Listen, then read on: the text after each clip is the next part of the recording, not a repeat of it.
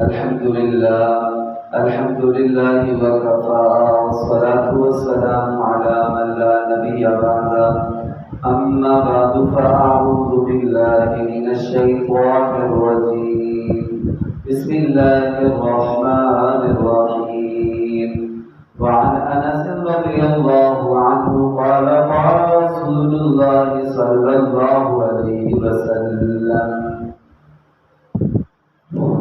أبو بكر وعمر سيداته لأهل الجنة من الأولين والآخرين إلا النبيين والمرسلين.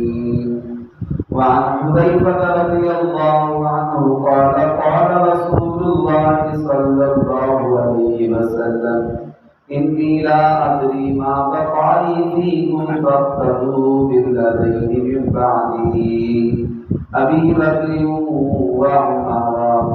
وعن أنس رضي الله عنه قال كان رسول الله صلى الله عليه وسلم إذا دخل المسجد لم يرفع أحد رأسه غير أبي بكر وعمر كانا يتبسمان إليه ويتبسم إليهما.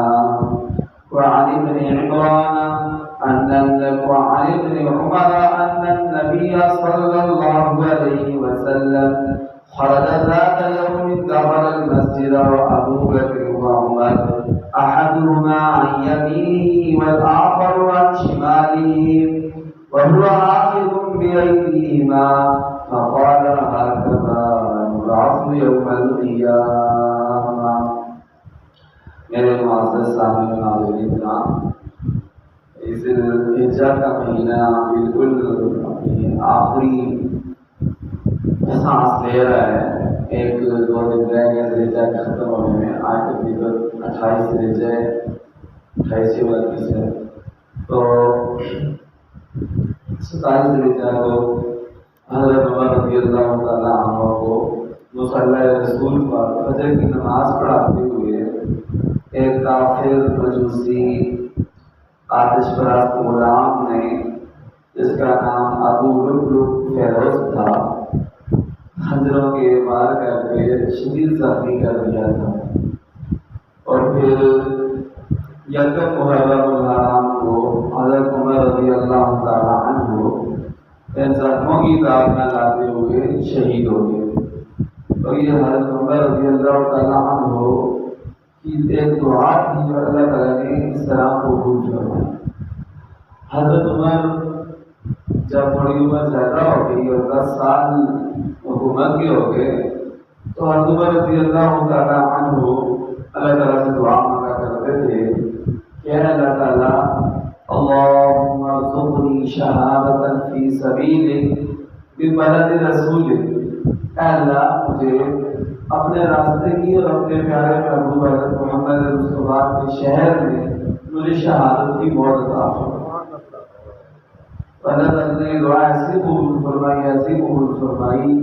حضور کا شہر تو شہر ہی ہے. اللہ نے حضور کے مصلی پر آپ رضی اللہ تعالیٰ عنہ کو شہادت کی موت عطا فرمائی.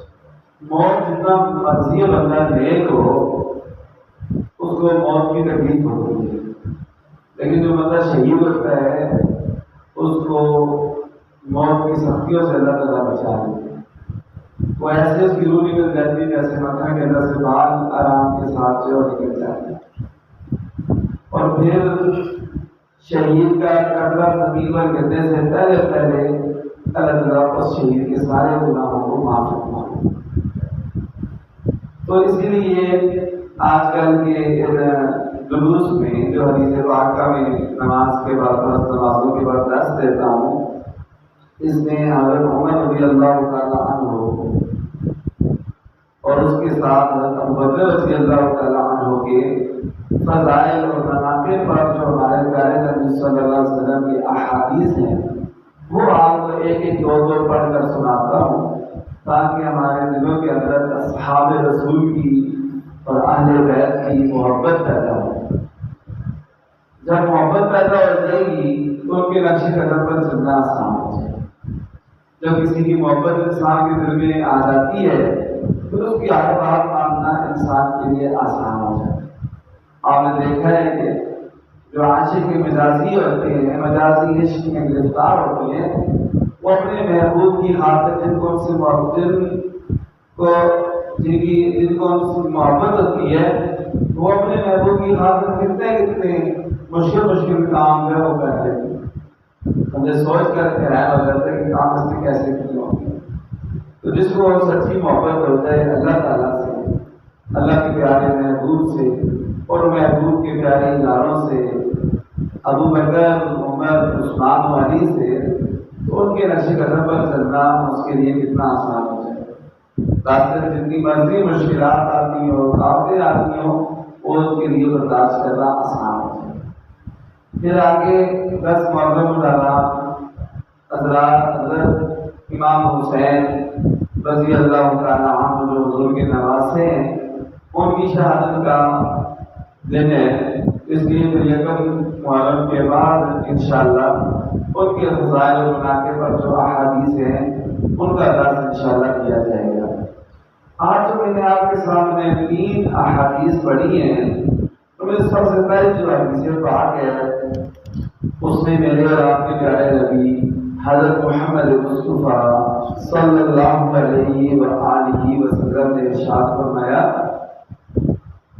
اللہ اکبر، ابو بکر و عمر سیدا کہول اہل الجنہ۔ ابو بکر اور عمر یعنی حضرت ابو بکر جو مسلمانوں کے پہلے خلیفہ تھے، خلیفہ اول بلا فصل تھے، یعنی درمیان میں کوئی اور خلیفہ نہیں آئی۔ حضور نے اپنی زندگی مبارک میں جب بیمار ہوئے تھے تو ابو بکر رضی اللہ تعالیٰ عنہ کو فرمایا تھا کہ میرے مصلی پر تم کھڑے ہو کر نماز پڑھو۔ عائشہ فرمانے لگی کہ میرے والد میں نے اس لیے حضور صلی اللہ علیہ وسلم کے مصلی پر اپنے والد کو کھڑے ہونے سے روکا کہ لوگ باتیں نہ کریں، لوگ یہ نہ کہیں کہ اللہ کے نبی ابھی کا انتقال نہیں ہوا تو یہ حضور کے مصلی پر کھڑے ہوئے۔ میں نے منع کرنے کی کوشش کی اپنے والد کو، لیکن حضور نے فرمایا کہ ابو بکر قولوا ابا بکر فلیصلی بالناس، لوگوں ابو بکر کو حکم دو کہ میری جگہ مصلی پر کھڑے ہو کے نماز پڑھیں۔ یہ اس بات کی طرف اشارہ تھا کہ مصلی یہ بھی امامت ہے اور جو حکومت ہے وہ بھی امامت ہے، اس کو امامت صغریٰ کہتے ہیں، اور حکومت حکمران کرنا، خلیفہ بننا، اس کو کہتے ہیں امامت کبریٰ۔ اس طرح اشارہ تھا کہ میرے مصلی پر میں کھڑا کر رہا ہوں تو میرے بعد خلیفہ بھی یہی بنے۔ اس لیے حضرت ابو بکر رضی اللہ تعالیٰ عنہ مسلمانوں کے پہلے خلیفہ، دوسرے حضرت عمر، تیسرے حضرت عثمان غنی، چوتھے حضرت علی المرتضیٰ شیخ خدا رضی اللہ تعالیٰ عنہ۔ تو حضور نے فرمایا کہ دونوں ابو بکر اور عمر سیدا کہول اہل الجنہ، جنت کے بڑی عمر کے جو لوگ ہوں گے ان کے سردار ہی ہوں گے۔ کہول کسے کہتے ہیں؟ ایک ہوتے شباب، شباب کہتے ہیں جوان کو، بالغ ہونے کے بعد سے لے کر 33 سال تک، 30 سال 33 سال تک بندہ شباب میں آتا ہے، نوجوانوں میں، اور اس کے بعد سے لے کر 30 سے لے کر 40 تک، یا دوسری جو ہے یہ کہ 33 سے یعنی 33 سے لے کر 51 تک یعنی 51 تک جو عمر ہے اس کو عربی میں کہول ہے۔ 30 سے 40 تک یا 33 سے 51 تک اس کو کہول کہتے ہیں۔ تو حضور نے فرمایا جو اس عمر کے لوگ ہوں گے ان کے سردار جنت میں کون ہوں گے؟ حضرت ابو بکر اور حضرت عمر۔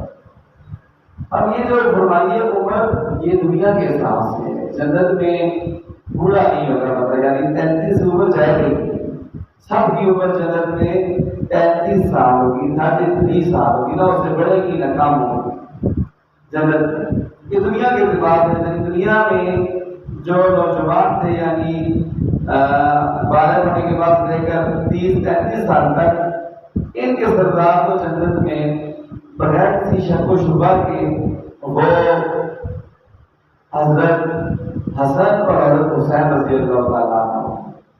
اس لیے حضور نے فرمایا سیدہ شباب اہل الجنہ الحسن والحسین، جنت کے نوجوانوں کے سردار حضرت حسن اور حضرت حسین رضی اللہ تعالیٰ اور جنت کی شہداء کے